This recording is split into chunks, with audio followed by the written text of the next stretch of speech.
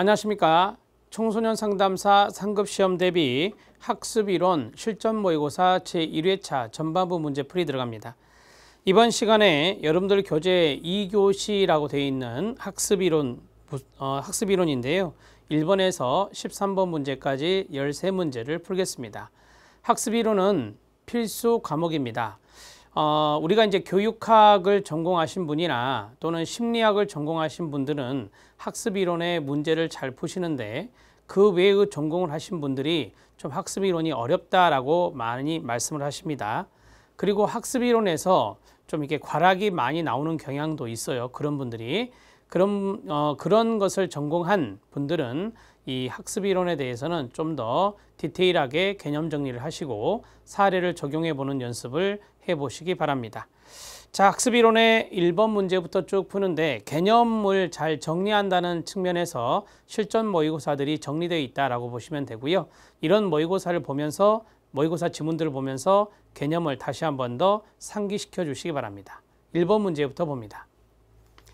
1번 문제는 퀼러입니다. 볼프강 퀼러의 통찰학습 이론입니다. 우리가 이제 통찰학습이라고 많이 하죠. 아하 현상이라고 하죠. 아하 현상과 연관성 있는 것이 바로 통찰학습인데요. 이 통찰학습은 인지학습 중에 하나입니다. 인지학습 중에 하나입니다. 이렇게 정리하시고요. 자, 퀼러의 이 통찰학습 이론은 바로 침팬지 실험과 연관성이 있죠. 침팬지의 바나나 실험과 연관성이 있다. 이렇게 보시면 되고, 침팬지가 이 바나나를 먹기 위해서 전체 장면을 쭉 파악한 다음에 거기에서 한마디로 인사이트, 통찰하게 됩니다. 아, 이렇게 해서 먹을 수 있겠구나 라고 해서 그런 것들을 우리가 이제 퀼러의 통찰학습 이론이라 하는데, 이거는 단순히 우연히 어떤 것을 했던 시행착오, 그거와는 조금 관계가 멀고요. 전체 장면을 파악하고 거기에 대해서 분석을 해서 학습이 이루어지는 그러한 것들이 바로 통찰학습이다. 그래서 인지와 연관성이 있다라고 보시면 되겠습니다. 옳지 않은 것은입니다. 문제 해결은 단순한 과거의 경험의 집적이 아니고 그의 경험적 사실을 재구성하는 인지구조 전환의 과정이다. 중요한 단어가 바로 이겁니다. 인지라고 하는 단어를 꼭 찾으셔야 되고요. 우리가 이제 탐색적인 과정을 거칩니다. 전체 과정을 보면서 탐색적 과정을 거쳐서 그 다음에 학습이 이루어지는 것이기 때문에 단순한 과거의 경험 집적이 아니라 이 경험적 사실을 재구성하는, 탐색에 의해서 재구성하는 인지구조 전환의 과정을 통찰이라고 말합니다. 통찰에는 탐색적 과정을 통해서 이룩되는 일이 많으나 그 탐색은 단순히 우연만을 중시하는 시행착오와는 다르다고 제가 앞에서 말씀을 드렸습니다. 맞습니다. 이 통찰에 의한 학습은 종류나 개체에 따라 차이가 없을까요? 있겠죠. 뭐 침팬지나 여러 동물이 있는데 그 동물의 개체마다 이 차이는 있습니다. 우리가 보통 사람들로 말하면 개인차가 있다 이런 말을 하듯이 동물의 종류나 개체에 따른 차이가 존재한다라고 보시면 되겠고요. 자, 그 다음에 통찰은 장면 전체가 관찰될 때 문제 해결이 용이하다. 여기서 중요한 것은 바로 이거예요. 장면 전체를 관찰을 해서 거기에 대해서 분석을 하고 학습이라는 것이 비약적으로 이루어지는 겁니다. 자, 장면 전체 관찰을 하고 거기에 대해서 분석을 한 다음에 학습이 이루어지는, 비약적으로 학습이 이루어지는 것이다 라고 보시면 되겠습니다. 통찰의 내용이었습니다. 자, 답을 해결했습니다. 답은 3번.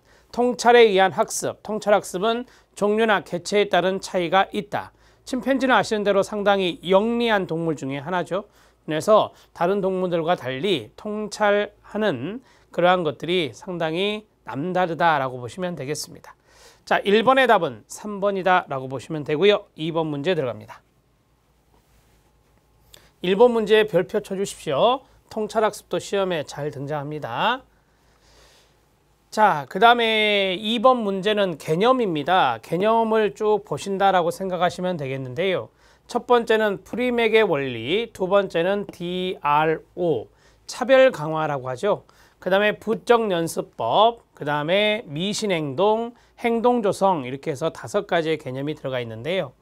가능성 낮은 활동이 가능성 높은 활동에 대해 강화물이 될 수 있다는 원리는 프리맥의 원리다. 틀렸습니다. 가능성 높은 활동이 가능성 낮은 활동에 대해 강화물이 되어야 되겠죠. 예를 들어서 가능성이 높은 활동을 TV라고 하고 가능성 낮은 활동을 숙제라고 한다면 자, 프리맥의 원리는 어떻게 되는 거죠? 숙제 다 하면 TV 보게 해줄게 이거죠.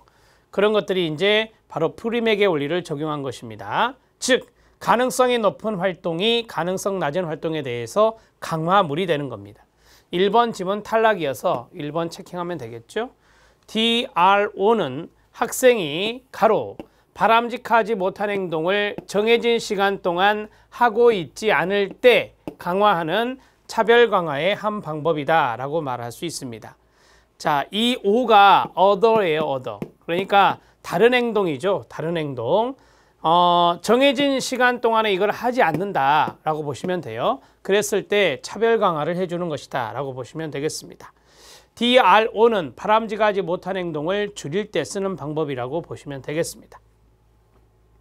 자, 그 다음에 부적 연습법. 부적 연습법 나오면 권태, 피로감 이런 것들을 생각해 주시면 되는데요. 바람직하지 못한 행동을 반복 수행케 함으로써 신체적인 피로감이라든지 심리적인 권태 이런 것들을 생기게 하는 행동 수용 방법이 여기에 들어가고요. 이제 우리가 이제 거스리라고 하는 학자가 있습니다. 굿드리에라고도 이야기하기도 하는데 뭐 거스리의 식욕법이라든지 피로법이라든지 양립 불가능 반응법이라든지 이런 것들이 있는데요. 거기에 피로법에 해당되는 것이 바로 부적 연습법이라고 보시면 됩니다. 그래서 신체적 피로감이나 심리적 권태가 생기면 이런 바람직한 행동을 더 이상 수행하기가 어렵겠죠. 그렇게 해서 바람직하지 못한 행동을 줄이는 방법이 부적 연습법이라고 보시면 됩니다. 맞습니다. 자, 4번 문제 들어갑니다. 4번 문제는 우리가 이제 운동선수들한테 많이 나타나는 것이 미신행동이다 이렇게 말했잖아요. 보상과 아무런 관련이 없으면서 완전히 우연히 한 어떤 행동이 강화에 선행한 경우 그 행동을 고정적으로 계속 하려는 것을 우리가 미신행동이다 이렇게 말하잖아요. 뭐 운동선수들이 뭐 야구로 한다면 홈런을 친 날이 있다. 근데 홈런을 치는 날은 우리가 뭐 아침에 샤워를 하지 않을 때는 홈런을 많이 치더라.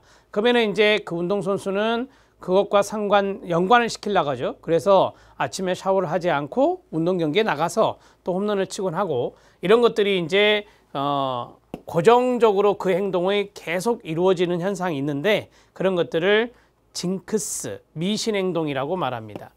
일종의 뭐 징크스라고도 이야기하기도 합니다. 이렇게 정리하시면 되죠. 자, 그 다음에 5번째는 기대하는 반응과 행동을 학습하고 목표로 삼는 바람직한 행동으로 강화시켜 점진적인 과정을 거쳐 나아가는 행동 양상을 우리가 행동 조성, 조형이다 이렇게 말하죠.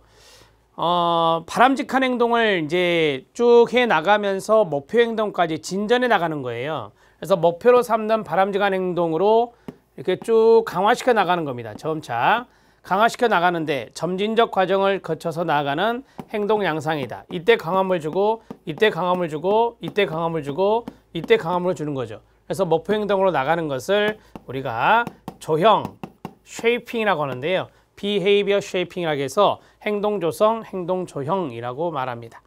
자, 맞습니다. 이렇게 정리하시면 되고 2번 문제 해결했습니다. 옳지 않은 것은 프리맥의 원리가 잘못됐네요. 가능성이 높은 활동이 가능성 낮은 활동의 강화물이 된다는 원리. 그래서 가장 대표적인 사례가 앞에서 말씀드렸던 숙제를 다 하면 컴퓨터 게임하게 해줄게. 숙제를 다 하면 네가 좋아하는 TV 프로그램 보게 해줄게 라고 하는 것들이 프리맥의 원리가 되겠습니다. 3번입니다. 자, 고정 비율이 나왔어요. 고정 비율. 고정이니까 일정 아니고 비율은 수와 연관성이 있다라고 했죠. 일정한 수와 연관성 있는 게 고정 비율이다. 강화 스케줄이란 강화 계획을 말합니다. 그래서 고정 비율 강화 계획이라고도 하고요. 사례로 옳은 것은입니다. 공부하는 자녀에게 가로 1시간 간격으로 간식을 준답니다. 1시간 간격은 시간입니다. 수가 아니라 시간이기 때문에 고정 간격 강화 계획이라 합니다. 고정 간격 강화 계획. 공부하는 자녀에게 처음에는 2과목 문제풀이를 끝낸 후 두 번째는 5과목을 끝낸 후에 간식을 줬다라고 했어요. 그럼 이거는 시간은 아니죠. 2과목 5과목이니까 시간 아닙니다. 수와 연관성이 있고 그 다음에 이거는 고정이 아니죠. 2과목 할 때 5과목 할 때 바뀌었으니까 변동 그 다음에 수와 연관성이 있죠. 그래서 비율 강화 계획이다 이렇게 말합니다. 변동이라는 것은 2과목이 5과목 바뀌었으니까 변동이고 시간이 아니고 수니까 비율이다 이렇게 정리할 수 있습니다. 자, 그 다음에 공부하는 자녀에게 매주 정기적으로 용돈을 준다. 정기적으로 용돈을 준다 매주. 이것은 시간과 연관성이 있거든요. 매주 정기적이니까. 따라서 이것은 고정 간격에 가깝다라고 보시면 되겠습니다. 공부하는 자녀에게 하루 한 과목 문제풀이를 끝낼 때마다 한 번의 간식을 준답니다. 한 과목 문제풀이 끝날 때마다 주는 거니까 고정, 한 과목이니까 수죠. 고정 비율 강화 계획이 되겠습니다. 찾고자 하는 게 4번에 있었네요. 공부하는 자녀에게 하루 중 3번의 간식을 주기도 하고 아무 때나 간식을 주기도 한다. 이것은 간헐적, 우리가 고정 비율 강화 계획이 간헐적 강화 계획인데 간헐적 강화 계획이라고 말할 수가 없죠. 그래서 5번은 해당 사항이 없고요. 답은 4번이 답이 되겠습니다. 3번 문제 체킹해 주시기 바랍니다. 이런 간헐적 강화 계획의 문제도 잘 나오는데 대개 보면은 고정 비율이 잘 나오더라고요. 자, 4번 들어가도록 하겠습니다. 다음 문장에서 옳지 않은 것은 입니다. 1번은 외재적 동기가 나왔고요. 그 다음에 2번은 상태 의존적 기억이 나왔고 인출 단서가 나왔고 그 다음에 뭐 억제란 단어가 보이시죠? 그 다음에 청킹이 보이네요. 보겠습니다. 데시라는 학자는 외재적 동기와 내재적 동기 이걸 말했잖아요. 외재적 동기는 강화와 관계가 있나요? 네, 있습니다. 강화가 바로 외부에서 들어오는 거니까 활동 그 자체나 그로 인한 성취감, 이게 바로 뭐냐면 내재적 동기예요. 활동 그 자체나 성취감, 이게 바로 내재적 동기와 연관성이 있는데 그것과는 달리 지속력이 약하다. 맞습니다. 외재적 동기는 지속력이 약하고요. 내재적 동기는 지속력이 높죠.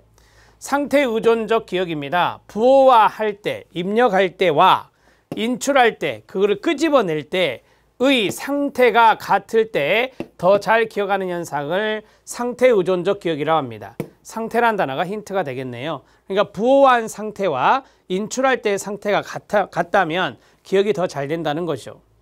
자, 인출 단서는 어떤 사건이 일어나는 상황 속으로 돌아가서 생각해 봄으로써 기억의 인출을 돕는 거다. 자, 우리가 사건이 일어났던 상황 속으로 돌아간다. 이걸 맥락이라 하거든요. 그래서 이거를 맥락 단서라고 합니다. 맥락 단서. 인출 단서가 아니라 맥락 단서라고 하는 거예요. 자, 인출 단서는 우리가 어떠한 것을 기억 속에 있는 것을 인출할 때, 기억 속에 있는 것을 인출할 때 도움을 받을 수 있는 어떠한 자극들, 이런 것들이 바로 이제 인출 단서라고 하는 거고, 이거는 우리가 사건이 일어났던 상황 속으로 돌아가라라고 했으니까 이거는 맥락으로 돌아가서 맥락을 짚어보는 것이다 라고 보시면 되고요. 맥락 단서라는 말이 별도로 있습니다. 자, 처벌에 대한 예상은 끊어요. 자, 바람직하지 못한 행동을 했다. 처벌받을 것을 예상할 수 있네요. 자, 금지된 행동 모방을 뭐 할까요? 억제하겠죠. 이게 이제 반두라가 이야기한 억제와 탈억제에서 나오는 거잖아요.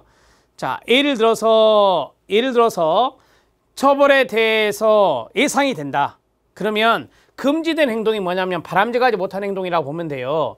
바람직하지 못한 행동을 모방할까요? 안 하죠. 처벌이 예상되는데 왜 합니까? 그래서 억제라고 하는 것입니다. 자, 그 다음에 청킹은 분리되어 있는 항목을 보다 큰 묶음으로 보다 의미 있는 단위로 조합하는 것을 청킹이라고 하죠. 마법의 수 밀러의 7 플러스 마이너스 2가 있죠. 마법의 수 이것이 바로 청킹과 연관성이 있는 것도 알아놓으셔야 됩니다.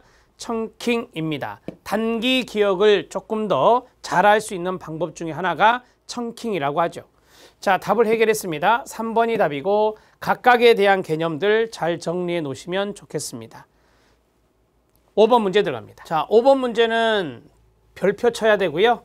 스키너 고전적 조건 형성의 이론이죠. 여기에 관한 설명으로 죄송합니다. 스키너는 조작적 조건 형성입니다. 조작적 조건 형성 이론, 조작적 조건 형성 이론의 학자, 행동주의 학습 이론의 학자인데요. 옳지 않은 것을 모두 고른 것은입니다. 인간의 자유의지를 강조했던 학자, 자유의지를 강조했던 학자가 바로 칼 로저스하고 알프레드 아들러, 이런 학자들이 바로 인간의 자유의지 이런 것들을 강조했던 학자입니다. 그 다음에 인간 행동은 예측과 통제가 가능하다고 보았죠. 자, 스키너의 행동주의 학자들은요, 예측과 가능, 인간 행동을 예측할 수 있고 통제할 수 있다라고 하는 것으로 봤고요. 부적 강화라고 하는 것이 있습니다. 스키너의 이야기도 하는데요. 부적 강화는 바람직한 행동을 증가시키기 위해서 혐오물을 제거해 주는 거거든요. 그래서 특정 행동을 제거하는 데 목적이 있는 게 아니라 특정 행동을 바람직한 행동이라고 보시면 됩니다. 바람직한 행동을 증가시키는 목적이 있습니다. 증가시키는 목적이 있다. 그러니까 벌의 목적은 바람직하지 못한 행동을 감소시키는 것이고요. 강화의 목적은 바람직한 행동을 증가시키는 목적이 있어요. 그래서 특정 행동인 바람직한 행동을 증가시키는 목적이 있다 그래야 됩니다. 그 다음에 고정간격 스케줄은 평균적인 시간에 따라 강화를 주는 거다라고 했는데요. 고정간격은 아시는 대로 일정한 시간이잖아요. 근데 평균적인 시간이라고 했으니까 평균이라는 것은 똑같지 않은 거죠. 다 틀리게 들어가는 거예요. 그게 평균인 거예요. 그래서 우리가 변동간격 시간이니까 변동간격이라고 해야 됩니다. 고정간격이 아니라. 자, 기억 아니죠? 니은도 아닙니다. 디귿도 틀렸고 리을도 틀렸죠. 옳지 않은 것 기억, 니은, 디귿, 리을 5번이 답이 되겠습니다. 5번 문제 체킹하시고요. 자, 6번 문제 들어가도록 하겠습니다. 자, 다음의 사례는 무엇인가 라고 했습니다. 실험의 사례를 놓고 이론을 찾는 거예요. 셔틀 상자에서 불빛을 몇 초 동안 먼저 제시하고 전기 충격을 제시했습니다. 두 번째 점 별표. 동물은 처음에 전기 충격을 받을 때만 다른 칸으로 달려갔습니다. 그런데 점차적으로 불빛이라는 것이 선행된 불빛이 있었잖아요. 불빛이 전기 충격을 신호한다는 것을 알아차려서 불빛이 제시되면 즉시 안전한 칸으로 도망갑니다. 이거 회피라고 하죠. 회피. 학습과 연관성이 있습니다. 자, 이것이 바로 마우러의 회피 학습과 연관성이 있다라고 보시면 됩니다. 개념을 그대로 잡으시면 돼요. 어떠한 혐오 자극 앞에 선행된 어떤 자극이 주어졌을 때 이 선행 자극이 주어지면은 그 다음에 혐오 자극이 나타난다는 신호로 작용이 돼요. 그래서 혐오 자극이 나타나기 전에 어떠한 자극을 줬을 때 다른 데로 도망간다, 도피한다, 회피하는 그런 피하는 학습이 바로 마우러의 회피 학습이 되겠습니다. 두 번째 같은 경우가 이제 사례가 되고 첫 번째 같은 경우도 뭐 사례긴 사례지만 두 번째만 나올 수도 있기 때문에 제가 두 번째에 별표를 쳤습니다. 큘레의 통찰학습은 1번에서 했고요. 그 다음에 톨만의 인지학습. 인지지도 아시죠? G 미로 실험, 인지지도와 연관성이 있어서 톨만의 인지학습. 이거는 이제 인지학습 이론에 해당되는 것입니다. 손다이크의 도구적 조건화, 뭐 시행착오적 학습 이런 것들에게 들어가고 고양이 실험했던 분입니다. 그 다음에 헐의 신행동주의는 SOR이죠. 신행동주의는 SR 사이에, 자극과 반응 사이에 유기체의 내적 과정, 유기체의 내적 과정인 충동이라고 하는 것을 이야기한 학자가 헐의 신행동주의가 되겠습니다. 그래서 이제 SOR 공식이 있죠. 6번의 답을 해결했습니다. 1번이 답이고요. 7번 문제 들어갑니다. 고전적 조건 형성, 파블로프입니다. 고전적 조건 형성에서 연합 형성의 강도에 영향을 주는 요인에 관한 설명으로 옳은 것은입니다. 자, CS, UCS 이런 말이 나오는데요. 우리가 이제 CS가 종소리입니다. 조건 자극 종소리고, 그 다음에 UCS 먹이가 되겠죠. 무조건 자극인 먹이가 주어지죠. 그래서 이제 반응이 나타나는데 이게 CR입니다. 이게 조건 반응이 나타나는 것이다 라고 보시면 되겠습니다. 자, 그러면 우리가 하나씩 보는데 CS와 UCS의 연합 횟수가 많을수록, 그러니까 연합을 두 개 많이 하면 할수록 연합 강도는 증가할 수 있겠죠? 네, 맞습니다. 자, 그 다음에 UCS가 CS보다 0.5초 전에 제시될 때 연합이 가장 강하게 형성된다라고 했습니다. UCS가 먼저입니까? CS가 먼저죠. 그래서 CS가 UCS보다 그래야 되죠. 예, 조건 자극이 무조건 자극보다 0.5초 전에 제시될 때 연합이 가장 강하게 형성된다. 앞부분 이 대목이 잘못된 부분이네요. 그 다음에 CS가 UCS 없이 반복적으로 제시된다. 한마디로 말하면 이게 없답니다. 이게 UCS 없이 반복적으로 이것만 계속해서 제시되면 조건 반응에 뭐가 일어나요? 소거가 일어나겠죠. 조건 반응이 이제 잘 나타나지 않겠죠. 아무래도 이것 때문에 조건 반응 침분비가 나타난 건데 맞습니다. 그 다음에 잘 확립된 CS는 새로운 중성 자극을 조건 형성시킬 수 있는 힘을 갖는다. 자, 우리가 잘 확립된 CS, 이 종소리가 나중에 이제 뭐가 될 수도 있어요? UCS가 될 수도 있죠. 불빛이 있다. 그 다음에 종소리를 줬다. 그 다음에 침분비가 일어나더라. 그러니까 여기 있는 종소리가 이쪽으로 온 거잖아요. 예, 잘 확립된 CS는 여기에서 UCS가 될 수 있어요. 새로운 중성 자극이 바로 이거죠. 새로운 중성 자극이 불빛이잖아요. 이것을 우리가 뭐라고 배웠느냐? 고순위 조건 형성이라고 배웠어요. 고순위 조건 형성 또는 고차적 조건 형성인데 고순위 조건 형성도 파블로프의 이론이기도 합니다. 따라서 잘 확립된 CS는 새로운 중성 자극을 조건 형성시킬 수 있는 힘을 가질 수 있습니다. 맞습니다. 기억, 디귿, 리을 2번이 답이 되겠습니다. 7번 문제도 체킹해 놓으실 필요가 있습니다. 고전적 조건 형성 시험에 잘 나오죠. 자, 8번 문제 들어가도록 하겠습니다. 8번 문제는 가장 기본적으로 우리가 학습의 정의 이런 것도 좀 잘 나오더라고요. 학습의 정의 또는 특성으로 옳은 것은입니다. 학습은 그 결과로서 행동의 변화를 가져오죠. 학습을 통해서 행동의 변화된다는 걸 알고 계실 겁니다. 학습은 연습의 결과로서 일어난다라고 했습니다. 우리가 이제 러닝이라고 하는 연습이 바로 이제 일종의 학습 효과가 되는 거니까요. 학습은 비교적 영속적인 행동의 변화라고 말할 수 있습니다. 그러니까 일시적으로 나타나는 게 아니라 영속적으로 지속적으로 나타나는 행동의 변화, 이런 것들이 바로 학습이다 이렇게 말할 수 있고요. 학습은 생득적 변화, 해당 사항 없습니다. 성숙에 의한 변화도 아니고요. 일시적 변화 포함하지 않습니다. 포함되지 않습니다. 그래서 리을 지문이 탈락이네요. 기억, 니은, 디귿 4번이 답이 됩니다. 자, 학습의 개념, 학습의 정의 기본적으로 좀 알아놓으시길 바랍니다. 9번 문제 들어가도록 하겠습니다. 자, 9번 문제는 망각입니다. 정보처리 이론에 나와 있는 망각의 원인에 대한 설명으로 옳지 않은 것은입니다. 9번 문제 체킹해 주시고요. 자, 분명히 읽었던 정보를 기억할 수 없는 원인은, 자, 어떠한 것을 읽었는데 그 정보를 기억할 수 없는 원인 중에 하나가 뭐냐? 비효율적인 부호화 때문이다 라고 해요. 이게 부호화가 잘 돼야 되는데 부호화가 잘 못된 거죠. 부호화의 문제. 망각의 원인에 부호화의 문제가 있습니다. 맞고요. 간섭이 있어요. 간섭 이론에서 망각은 정보 간의 간섭 때문이라고 생각한다. 네, 맞아요. 이게 간섭 이론이죠. 간섭 이론. 순행적 간섭, 후행적 간섭 이런 거 들어보셨을 건데요. 자, 이것이 바로 그거네요. 새로운 학습이 이전의 학습을 간섭하기 때문에 망각이 일어나는 것을 뭐라 한다? 역행성 간섭 또는 역행 간섭이라 한다. 새로운 학습이 있습니다. 근데 이게 이전 학습이에요. 새로운 학습이 이전 학습을 간섭을 이렇게 한답니다. 이게 새로운 학습, 이게 이전 학습. 새로운 학습이 이전 학습을 간섭에 나타나는 게 뭐다? 네, 그게 바로 역행 간섭이다. 그럼 반대로 이전의 학습이 새로운 학습을 반대하면 뭐예요? 네, 이것이 바로 순행 간섭이다. 이렇게 말할 수 있습니다. 맞고요.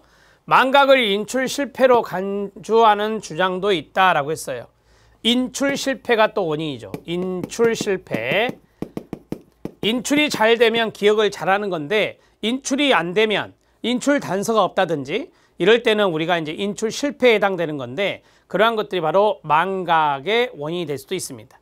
보호와의 문제, 간섭, 그 다음에 인출 실패 이런 것들이 다 망각의 원인입니다. 자, 소멸 이론이 있는데요. 소멸 이론은 말 그대로 생각하시면 돼요. 뭐죠? 네, 시간의 경과에 따라 시간이 지나서 잊어버리는 현상. 이게 바로 이제 소멸 이론이 되는데 프로이트의 정신분석 이론에 기초하며 벌써 아닌 것 같죠? 심리적 고통이나 불안을 일으키는 정보를 억압 방어 기제 중에 하나 있죠. 억압이라는 심리적 방어 기제에 의해서 망각하게 된다. 이런 것이 바로 뭐냐면 네, 억압 이론이라고 합니다. 말 그대로 억압 이론이라고 그래요. 이거는 프로이드의 정신분석 이론에 기초하고 있는 건 맞죠? 소멸 이론이 아닙니다. 소멸 이론은 뭐라고요? 시간이 지나서 소멸된 거, 시간이 지나서 잊어버린 거, 그것과 연관성이 있습니다. 5번이 잘못되었습니다. 9번 해결했습니다. 10번 문제 들어갑니다. 10번 문제는 비연합학습의 내용으로 옳지 않은 것은입니다. 자, 비연합학습의 대표적인 거 두 가지가 있죠. 그게 뭐냐면 습관화와 민감화인데요. 습관화와 민감화도 시험에 출제된 바가 있습니다. 습관화와 민감화입니다. 자, 습관화는 반응의 정도가 감소하는 걸 말하고요. 민감화는 말 그대로 민감해진다는 것은 반응이 증가되는 걸 말하는 거예요. 옳지 않은 것은입니다. 자극과 자극 또는 자극과 반응이 연합되어 나타나지 않고 그래서 비연합학습이에요. 단지 한 번에 하나에 고립된 자극만이 주어짐으로써 나타나는 학습. 그게 바로 이제 비연합학습이라고 합니다. 그러니까 자극과 자극도 없고 자극과 반응도 없는 이러한 것들을 비연합학습이라고 말합니다. 습관화 나왔습니다. 습관화는 어떤 특정 자극에 반복하여 노출된 후 그에 대한 반응의 강도나 빈도가 감소하는 현상으로 끊어요. 맞죠? 제가 습관화는 감소와 연관성이 있다고 말씀드렸는데요. 반복적으로 제시되는 자극에 대해 정향 반응이 증가하는 게 아니라 감소되는 거라고 앞에서 말씀드렸잖아요. 앞뒤가 안 맞잖아요, 지금. 2번 지문의 뒷부분이 잘못됐고요. 민감화는 끊어요. 특정 반응을 유발하는 자극에 대한 반응의 강도나 빈도가 뭐 하는 거다? 증가하는 현상을 말한다. 아, 그러면 습관화는 감소와 연관성이 있고 민감화는 증가와 관련성이 있다. 이렇게 간단하게 노트에 놓으시면 될 것 같습니다. 자, 2번이 옳지 않은 내용으로 나왔고요. 4번, 5번을 보시죠. 4번, 5번은 사례와 연관성이 있는데요. 자, 자라 보고 놀란 가슴 끊어요. 소뚜껑 보고 놀라는 현상. 이런 것들이 바로 이제 민감화와 연관성이 있겠죠. 자, 자라 보고 놀란 가슴은 소뚜껑 보고도 놀란다. 이거는 민감과 연관성이 있고요. 이거는 놀라는 현상이니까 반응의 정도가 증가되는 거라고 말할 수 있습니다. 습관화에서는 종래 동물을 흥분시켰던 자극이 별로 해를 입히지 않고 반복되면 동물은 그 자극을 무시해도 좋다는 것을 학습하게 돼요. 그래서 그 자극에 대한 반응 강도가 줄어드는 것을 말하는 거예요. 그걸 우리는 습관화라고 말하는 것입니다. 자, 10번에서 답을 해결했습니다. 2번이 답이 됩니다. 11번 문제 들어가도록 하겠습니다. 자, 11번 문제는 거스리의 학습 이론에서 습관을 깨뜨리는 법칙 3가지가 있다. 습관을 깨뜨리는 법칙 3가지 제가 앞에서도 살짝 말씀드렸는데요. 그래서 우리가 이제 거스리의 습관 이렇게 이야기하기도 하는데 첫 번째가 식역법이죠. 식역법. 두 번째가 부적 연습법과 연관성이 있는 피로법이라 하고요. 그 다음에 양립 불가능한 반응법이라고 합니다. 이렇게 해서 3가지가 바로 습관을 깨뜨리는 법칙이라고 말합니다. 자, 식역법이라고 하는 것이 있는데 식역법은 여러분 해설 잘 보세요. 이거는 체계적 과민성 제거와 연관성이 있습니다. 제거와 연관성이 있어서 점근법이라고도 말하는데요. 우리가 어떤 자극에 대해서 반응을 느끼는 그러한 경계를 식격이라고 하거든요. 그런데 이제 그 식격에 해당되는 그러한 과민성을 제거하는 측면입니다. 그것과 연관성 있는 사례가 해설에 나와 있기 때문에 꼭 봐주시고요. 그 다음 필요법은 앞에서 제가 부적연소법과 연관성이 있다라고 말씀을 드렸었죠. 부적연소법. 야생말을 카우보이들이 이제 훈련시키는 방법 중에 하나가 말을 이제 피로하게 만들어주는 거죠. 안장을 놓고 그다음 위에 타서 말이 이제 지칠 때까지 그렇게 하게 되면 거기에 대해서 이러한 습관을 깨뜨릴 수 있는, 즉 이렇게 뭐랄까요, 이야기를 잘 들을 수 있는, 많이 우리가 사육에 성공한다라고 하잖아요. 예, 그러한 것들이 여기에 들어갔어요. 훈련 효과가 나타나는 것이죠. 그게 바로 필요법이라고 하고, 세 번째가 양립 불가능 반응법인데요. 우리가 이제 불안하고 이완이란 게 있죠. 불안하고 이완이 있는데, 불안을 일으키는 자극이 있고 이완을 일으키는 자극이 있는데, 그걸 동시에 제공하는 것이, 자극을 제시하는 것이 바로 양립 불가능 반응법이다. 불안과 이완이라고 하는 것은 우리가 서로 양립할 수 없는 거잖아요. 서로 반대이기 때문에. 그래서 양립 불가능이라고 하는 거고요. 자, 거기에 대해서 나타나는 자극이 있는데 그것과 관련된 자극을 동시에 주는 거예요. 그게 바로 양립 불가능 반응법이라고 말합니다. 자, 이 거스리의 학습 이론에서 습관을 깨트리는 법칙 3가지가 있는데 그걸 여러분들이 한번 암기하는 방법으로 공부하셔도 될 것 같습니다. 식역법과 필요법과 양립 불가능 반응법, 1번이 답이 되겠습니다. 자, 11번 문제는 암기하는 것도 좋은 방법이 될 수 있습니다. 3가지를 쭉 알아놓으시죠. 자, 12번 문제 들어갑니다. 자, 12번 문제는 학습 연구에서 인간 대신에 대개 동물을 많이 사용하잖아요. 실험용 쥐 아시죠? 실험용 쥐를 이용해서 많이 이제 우리가 실험을 하는데, 그렇게 동물을 많이 대상으로 하는 이유가 무엇이냐, 이 4가지가 있어요. 이 4가지를 조금 여러분들이 이해하면서 보시면 도움이 될 것 같은데요. 동물은 선행학습에 의한 효과를 비교적 쉽게 통제할 수가 있죠. 선행학습에 대한 효과를 인간을 대상으로 통제하기는 쉽지 않지만, 이 동물을 대상으로, 실험용 쥐 같은 동물을 대상으로 우리가 통제 집단, 실험 집단 이렇게 나누어서 선행학습에 대한 효과를 충분히 이렇게 구분해서 알아낼 수가 있습니다. 쉽게 통제가 가능하다. 그래서 동물을 더 많이 선호한다라고 하는 거고요. 인간은 연구에 참여하기를 거부하거나 연구 결과를 왜곡할 수도 있어요. 그러한 것들에 대해서 우리가 어찌할 수가 없잖아요. 그러한 것들 때문에 인간은 실험 대상이 되기가 쉽지 않다라고 하는 것이고, 자, 이것과 연관성 있는 게 또 디귿이에요. 인간을 대상으로 하는 연구가 매우 어렵죠. 참여하기를 거부하거나 결과를 왜곡할 수가 있기 때문에 따라서 어렵거나 윤리적으로 문제가 발생할 수 있어요. 그래서 인간을 대상으로 실험하는 것은 윤리적인 차원에서 큰 문제가 있을 수 있어서요. 윤리적으로 불가능한 경우가 많이 있습니다. 맞습니다. 자, 동물은 체계가 단순하여 단일한 변인의 효과를 분리해내기가 더 쉽다라고 합니다. 이것은 기억과 연관성이 있어요.